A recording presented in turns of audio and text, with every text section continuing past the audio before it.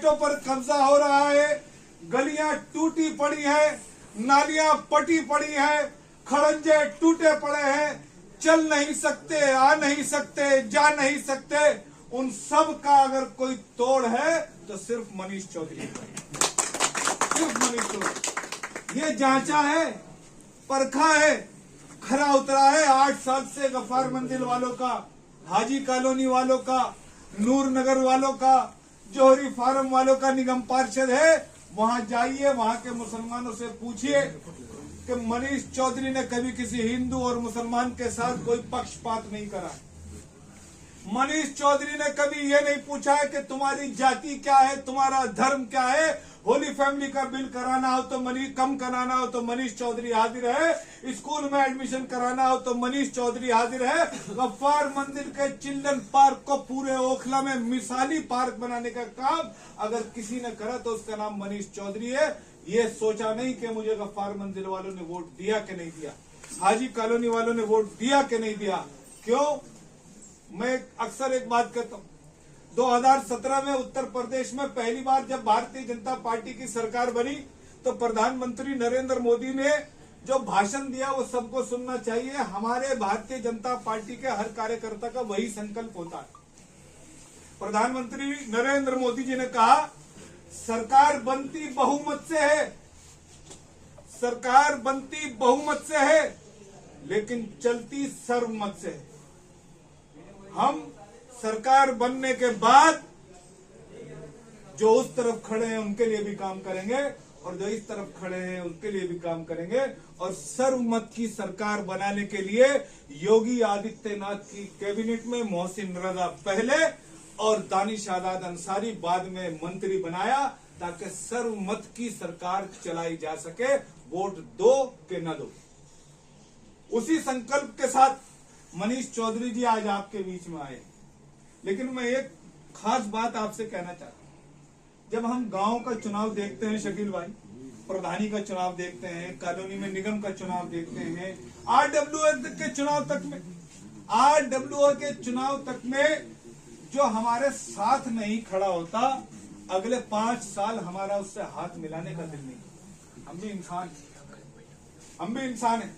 मनीष चौधरी को गफ्फार मंदिर वालों ने वोट दिया कि नहीं दिया, हाजी कॉलोनी वालों ने वोट दिया कि नहीं दिया, लेकिन ये वो फरिश्ता सिफत इंसान है कि गफ्फार मंदिर की सफाई के मामले में, हाजी कॉलोनी के रखरखाव के मामले में, जौहरी फार्म के बच्चों के लिए कभी हिंदू और मुसलमान का भेदभाव दिया कि नहीं दिया। ईमानदारी से काम करो। मैं अपने लिए थोड़ी वोट मांग रहा हूँ, मनीष के लिए मांग रहा हूँ। कह रहे अपने बारे में बताओ, मैंने कहा मैं अपने बारे में नहीं बताऊंगा भाई, मैं वोट अपने लिए नहीं मांग रहा, लेकिन नहीं मुसलमानों की थोड़ी सी वो है। हाँ, मुसलमानों की समस्या पर बात करना चाहता हूँ, मैं बिल्कुल खुल के बात करना चाहता हूँ। आप जितने लोग यहाँ पर बैठे हैं, हो सकता है अंदर से मन में सिर्फ इसलिए बैठे हो शकील भाई के साथ बैठे हैं, भैया वोट नहीं देना, वोट कहीं पर भी दे देंगे, ऐसा भी होता है। हमें बड़ी परेशानी उठानी पड़ती है। मनीष भाई जब चुनाव के बाद ये कहेंगे हमसे, आतिफ भाई तुम मुझे रात को जगह जगह के तो ले गए, वोट कितना सवाल करने का इनका भी अधिकार है। जब मैं कल को इनके पास जाऊंगा कि बटला हाउस का रोड बनना है, हाजी कॉलोनी का रोड बनना है, गफ्फार मंजिल के नाले की समस्या के लिए जाऊंगा, नूर नगर के रोड की समस्या के लिए भी जाऊंगा, तो भाई ये भगवान नहीं है, ये फरिश्ता नहीं है, ये देवता नहीं है, ये भी इंसान है, ये भी तुम्हारी तरह रोटी खाता है। इसका भी दिल अंदर से सवाल करेगा कि मैं सरिता विहार, न्यू फ्रेंड्स कॉलोनी, जसोला के वो वोटर जो 100% मुझे मिलने थे, मैं उनको छोड़ के शकील भाई के घर पर बैठा हुआ था उन 50-60 लोगों के बीच में जो मुझे कभी मुझ पर विश्वास नहीं करते, मैं उनका विश्वास जीतने के लिए आया था। लेकिन जैसे जैसे चुनाव आएगा ना, तनातनी गर्म हो जाएगी। मैं इनके यहाँ शाहनवाज भाई के यहाँ, वकील भाई के यहाँ बहुत जगह ये मुझे लेकर गए कि आओ जी देखो यहाँ पर क्या हालात है। मैंने पूछा साहब आपके यहाँ ये हालात जो है, ये पानी, ये जाकिर नगर में बटला हाउस में 3-3 साल से पानी भरा हुआ है।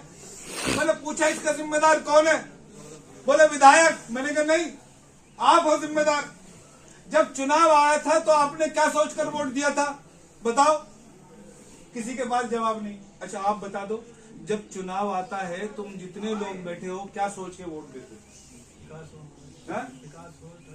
विकास कौन है? बीजेपी को हराने दो। अरे यार बात करने तो वकील भाई, तुम भाजपा के आदमी हो, भाजपा की बात मत करो। हाँ जी, किस लिए वोट देते हैं? हम इसलिए वोट देते हैं कि भारतीय जनता पार्टी को हराना है। ईमानदारी से अपने दिल पर हाथ रखना, अल्लाह को हाजिर नाजिर जान के पूछना, हम सिर्फ इसलिए वोट करते हैं कि भारतीय जनता पार्टी को हराना है। तो मैंने उनसे कहा आपने भारतीय जनता पार्टी हरा दी, आपका काम खत्म। ऊपर वाले ने आपकी नियत मान ली। अगर आप ये सोचते कि हमको, भाई आप किसी आदमी को एक बार मौका दोगे ना, आपने कांग्रेस को 3-3 बार मौका दे दिया, आसिफ मोहम्मद 4-4 बार, आसिफ मोहम्मद खान को 2 बार मौका दे दिया, निगम में मौका दे दिया, बेटी निगम बना दी, कई बार बना दी, अमानतुल्लाह खान को 2-2 बार मौका दे दिया। चलिए पहली बार जब वो आपके पास आए थे, आपने सोचा भाई भाजपा को भी हराएगा और काम भी करेगा, आपने जिता दिया। दूसरी बार क्यों नहीं पूछा आपने उससे? आपने ये क्यों नहीं पूछा कि पिछले 10 साल में, अब आपके पास आ रहा है, आप क्यों नहीं पूछ रहे 10 साल में आपने कितने रोड बनाए, 10 साल में आपने कितने अस्पताल बनाए, 10 साल में आपने कितने लोगों को रोजगार दिया, 10 साल में आपने कितने बच्चों के स्कूल में एडमिशन कराए, 10 साल में आपने कितने स्कूल खोले, 10 साल में ओखला की क्या हालत हो गई। मैं दावे के साथ कह रहा हूं 10 साल में ओखला बद से बदतर हो गया। भाजपा के मंच पर खड़े होकर ये बात कह रहा हूं, भाजपा के कार्यकर्ता होने के नाते कह रहा हूं कि उससे लाख गुना बेहतर तो आसिफ मोहम्मद खान था, कम से कम काम तो करता था। 10 साल में उसने ओखला का बेड़ा गर्क कर दिया। अमानतुल्लाह खान ने, हमारे बच्चों के, हमारी बेटियों के रिश्ते नहीं हो पाते हैं क्योंकि हमारी गलियां गंदी हो रखी। उनके पास कोई एजेंडा नहीं है, उनको लगता है कि मैं आम आदमी पार्टी का ओवैसी हूं, मैं हिंदू मुसलमान करूंगा। ये अपनी मजबूरी में, ये रिकॉर्डिंग हो रही है, समझ जाओ मैं दूसरी बात कह रहा हूं कि वो काहे पे कहता है। बंद करना रिकॉर्डिंग भैया, 2 मिनट।